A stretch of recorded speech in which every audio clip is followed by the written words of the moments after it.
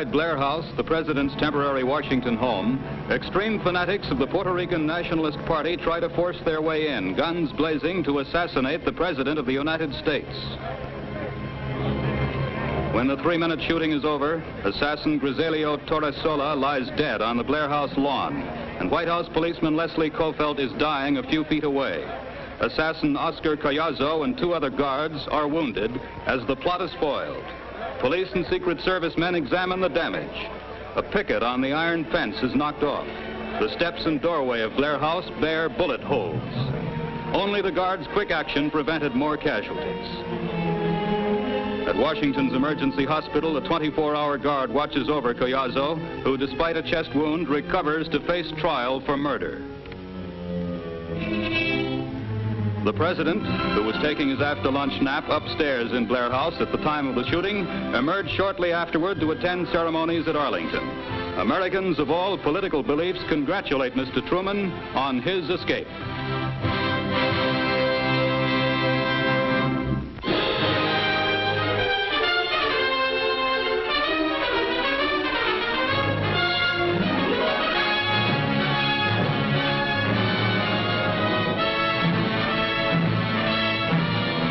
Lies Puerto Rico, one of the first Spanish colonies in the New World, United States territory since 1898. The island has prospered under U.S. rule, but a tiny extremist party committed to violence occasionally erupts in anti-U.S. outbursts.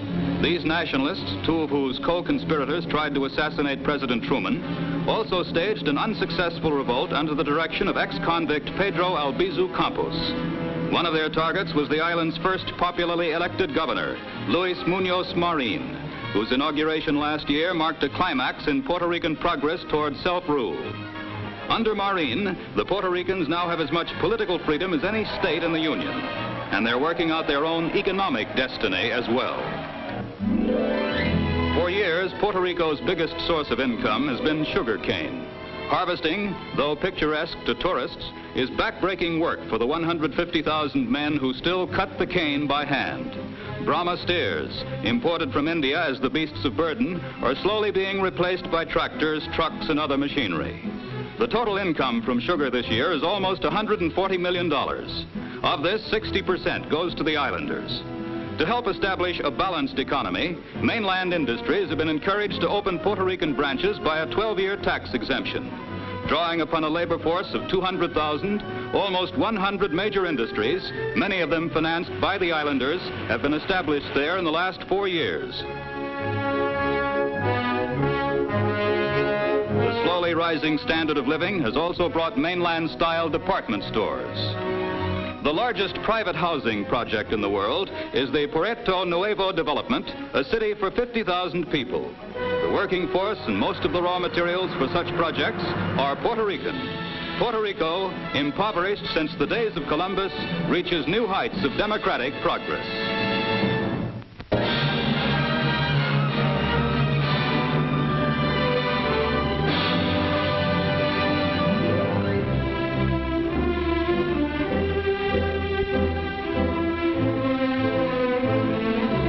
Before the United Nations General Assembly, President Nasrallah Entezam announces the 46-5 vote extending Secretary General Trigg-Vali's term another 3 years. The U.S. delegation had strongly supported Lee. Now Mr. Lee, whose decisive action on Korea brought Russian threats to boycott him, reaffirms the independence of his office. I am grateful for the confidence in me that is reflected in your decision this morning. I understand your vote to be a reaffirmation by the General Assembly of the independence and integrity of the office of the Secretary General of the United Nations.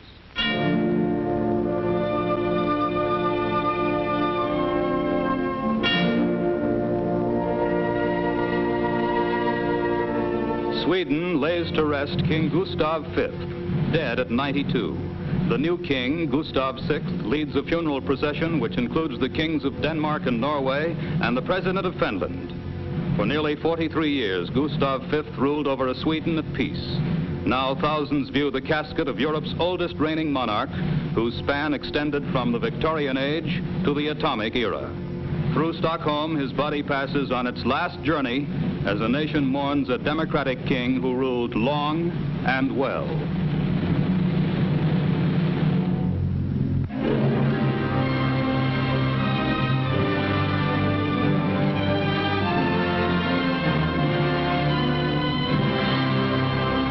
In Hollywood, tens of thousands, including the great of the entertainment world, pay their final respects to Al Jolson, the immigrant rabbi's son who brought so much happiness to 2 full generations of Americans. He had just returned from Korea, to which he'd flown at his own expense to bring to soldiers overseas, as he had in 2 earlier wars, songs he had made famous. Songs Al Jolson had first brought to the screen a quarter of a century ago as the star of the world's first talking picture, The Jazz Singer. Songs like Mammy. Mammy, I'm coming. Oh, God, I hope I'm not late. Mammy, don't you know me? It's a little baby. I'd walk a million miles for one of your smiles. On my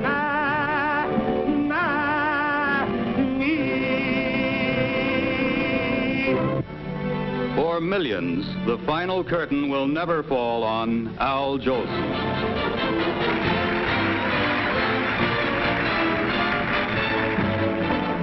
Swanee, how I love you, my dear old Swanee. I'd give the world to be among the folks in DIX. I even know my mammy's waiting for me, praying for me down by the Swanee. The folks up north won't see me no more when I get to that Swanee.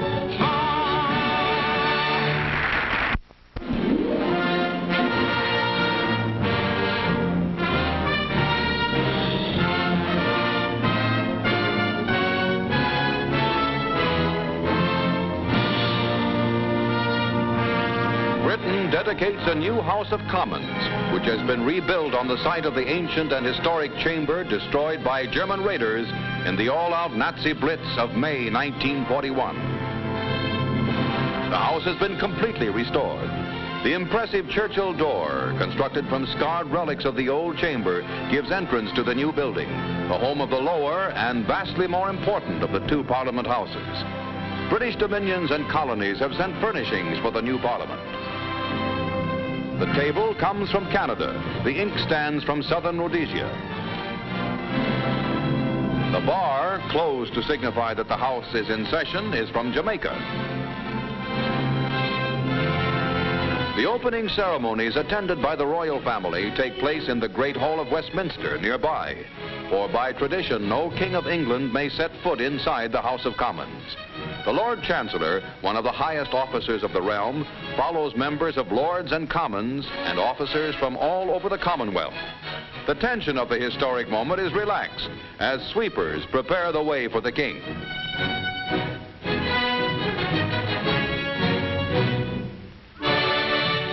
Then the King and royal family enter.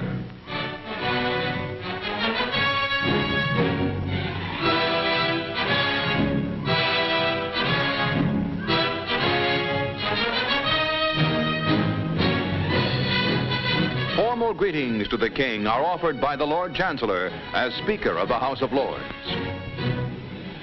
Your Majesty's most dutiful and loyal subjects, the Lords Spiritual and Temporal in Parliament assembled, beg leave to thank Your Majesty for the most gracious message which Your Majesty has addressed to this House, and to ask permission to express to Your Majesty the unqualified satisfaction with which we have heard that the Commons chamber has been rebuilt after its destruction by Your Majesty's enemies in 1941.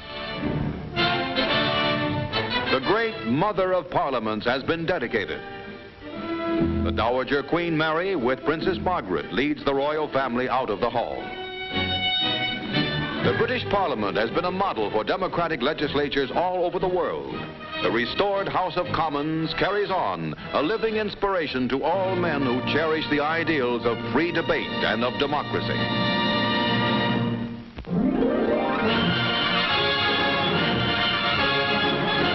In Miami, Florida, 18-year-old Joan Pfluger shows the form that brought her the title of Champion of Champions in the Grand American Crapshoot. In that national contest, Joan smashed 100 out of 100 clay pigeons to tie with 4 men. Then she scored 74 out of 75 and beat them all. The first woman champion of champions in this sport.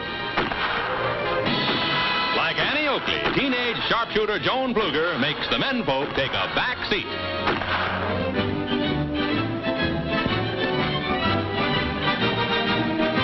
Goes 7-year-old Vicky Marilace on her hunter Poblano to begin a demonstration of equestrian skill that has awed grown-up experts. Vicky, daughter of the international champion horseman Captain Marilace of the Mexican Army team, takes the same 5-foot jumps used in world competition. Then she goes her elders one better with a 6-foot jump. No, not this time. Again, Poblano refuses.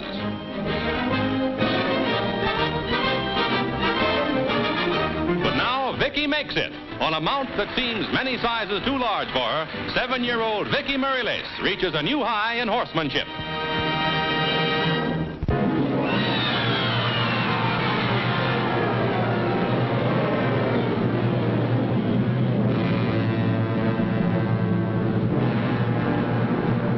A chain of 40 tiny coral islands surrounding a lagoon is Enewetak Atoll in mid-Pacific, part of the Marshall Islands freed from Japan in World War II. Now, historic films made in the spring of 1948 and just released show Enewetak preparing for heavily guarded and still largely secret tests of new atomic weapons. The test's purpose is to measure atomic effects on thousands of different materials, 30,000 tons of them, not, as at Bikini, to prove military effectiveness.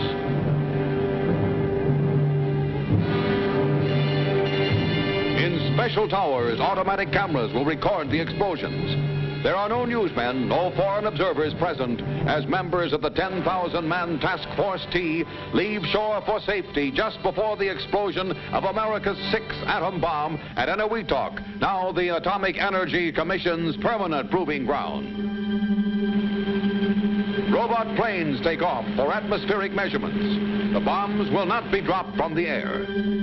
At control stations, all is ready. Now.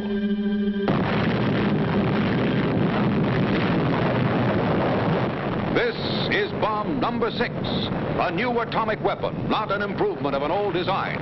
The 5 bombs set off in New Mexico, over Japan, and at Bikini are, in scientific terms, already ancient history. The flash of bomb number 6 is seen by shipboard observers.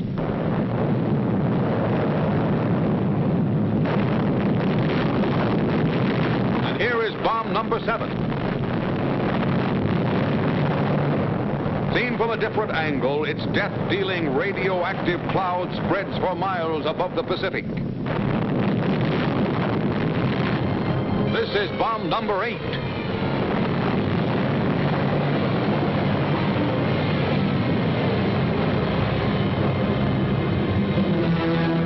At Enewetak Atoll, the world's mightiest agent of destruction presents its unspoken and unanswerable argument for peace and for preparedness.